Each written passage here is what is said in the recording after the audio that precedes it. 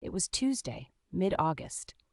The sweltering heat made the air inside the small post office sticky and suffocating. You know that kind of humidity that makes your clothes cling to you as if afraid of the desert heat outside. I stood in line behind Mrs. Henderson, her flower-patterned dress mushroomed around her, while she told the usual stories in her buttery voice. Dust motes floated lazily through a beam of sunlight sneaking past dusty blinds. I could hear the gentle scrape of Zhang's broom along the linoleum floor, and then the scent of ink and old paper. Familiar, comforting, until it wasn't. Fidgeting with my mail, it all felt innocent enough, but when I flipped through the stack, a peculiar sensation twisted in my gut. He shouldn't have known where I was. The trip's supposed to be a short disconnect, just a quick getaway from the everyday monotony, no fixed trails, completely untraceable. I'd barely paused in towns long enough for anyone to get a read on me. Yet here it was. Nestled in between bills, proclamations, and Miss Parker's submission for pastries, a postcard. Sunsets on a beach, timeless scene, nothing unusual.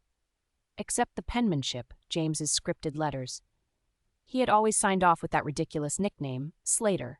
No stamps disguising its origins, but those unmistakable scribbles taunting me with familiarity. I flipped it over multiple times, tried to decipher hidden messages in the cottony horizon pictured. The front read simply, "Wish you were here." Smudged ink. Painfully simple. We hadn't talked since my sister left. There was no screaming, no final cutoff, just a drifting away, like a boat leaving port. "I think it's best this way," his last words when he'd packed.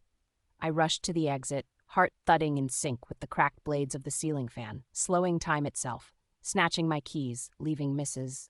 Henderson mid-lament about tart apples, the knowing smirk as I dashed past her. There had to be another explanation. Later, I found out the truth stung nothing less. He had come by and only Zhang had witnessed this clandestine appearance. A sheepish admission on Zhang's behalf days later about the brief visit many weeks ago. Life continues. Moments suspended in sun-drenched musk, haunted by a specter wearing a familiar mask, trailing aroma of smoked almonds and lost years.